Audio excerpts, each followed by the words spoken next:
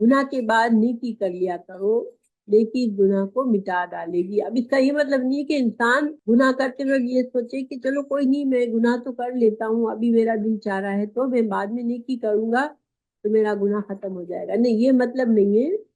مطلب یہ کہ انسان سے گناہ ہو جائے، کیونکہ انسان گناہ کا پتلا ہے، انسان کمزور ہے، انسان سے خطائیں ہوتی رہتی ہے۔ تو اب انسان سے غلطی ہو گئی، گناہ ہو گیا، تو پھر فوراً کیا کرے؟ پھر لاپرواہی نہ کرے کہ او کوئی بات نہیں، یہ تو معمولی کام تھا، اللہ معاف کر دے گا۔ نہیں، فوراً فکر کرنی چاہیے انسان کو کہ اس گناہ کو میں کیسے مٹاؤں، تو وہ فوراً سے نیکی کے کام کرے، اللہ سے امید کر کے کہ اللہ میرے گناہ کو معاف فرما دے گا۔